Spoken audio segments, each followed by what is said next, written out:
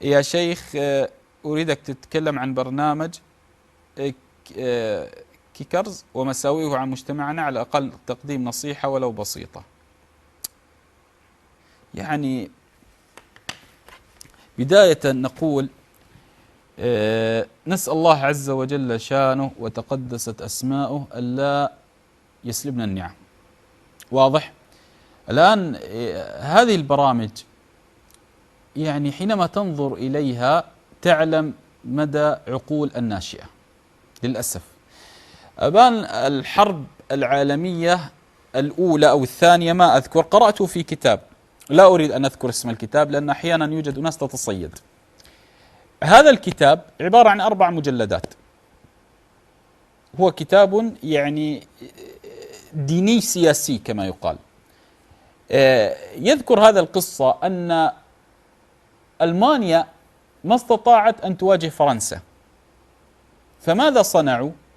ميعوا الشباب، ميعوا وقاموا بتمييع الشباب حتى ظهر فيهم الجنس الثالث، وأن أنا كنت ضد هذه الكلمة. فلما فرنسا فوجئت بالحرب وجدت أنها لا تملك الرجال، وجدت أنها لا تملك الرجال. الآن دعك من هذه القصة. لهذا لما ترى عقول الناشئة في هذه الانحطاط وفي هذه المستويات، بداية نسأل الله لهم الهداية، لكن هؤلاء من أين خرجوا؟ خرجوا من بيتي ومن بيتك ومن جاري ومن جارك. يدل على ماذا؟ يدل على أن الأم والأب يعني نسأل الله السلامة. يعني أنا لا يعني أنا حينما أرى يعني الأب ليس مطلوب منه أن يكون ساذجا، والأم ليست مطلوبة منها أن تكون رفيقة جدا، لأن أحيانا غض الطرف الأب ورفقة الأم ورقة الأم تؤدي لفساد الأبناء. علم الإمام مالك كانت أمه تأتيه، كان الإمام مالك عيناه بلون الأزرق، فكان الإمام مالك له صوت شجي جميل فينشد الشعر، فجاءته ومسكته وقامت بلف العمامة على رأسه وضربته على رأسه وقالت له الحق بربيعة وتعلم منه الأدب. علم؟ فهؤلاء ما خرجوا من فراغ. يعني أبناء المجتمع حينما نراهم على برنامج كيك يصورون أشياء ويتناقلون بمستوى سذاجة وانحطاط أخلاقي، طبعا هؤلاء ما جاءوا من فراغ، يعني ما ولدوا فجأة وما ظهروا لنا فجأة وما سقطوا لنا عن القمر ثم رأيناهم فصدمنا منهم. لا، هو نتاج تربية محضة، غفلة الأم وسذاجة الأب أو بالعكس.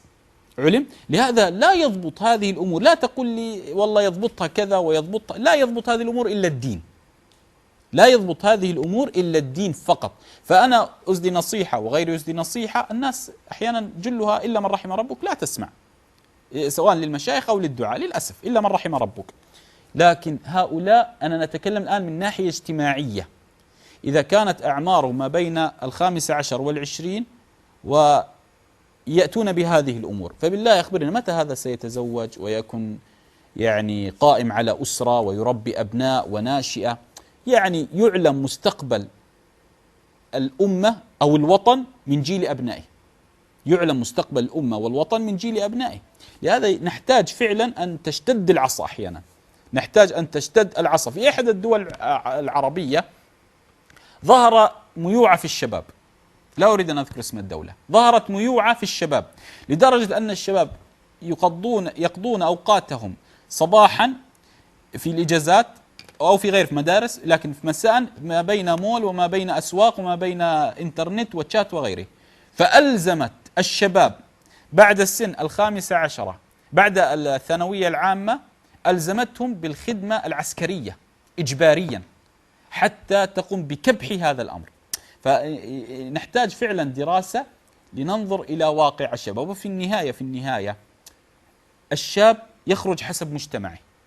يعني النبي صلى الله عليه وآله وسلم كما أسلفت وقف على جبل أحد أبناء 14 سنة، وأسامة 16 سنة و17 سنة على الراجح قاد جيشا، فعلي بن أبي طالب أسلم وهو صبي. الشباب هؤلاء نتاج المجتمع.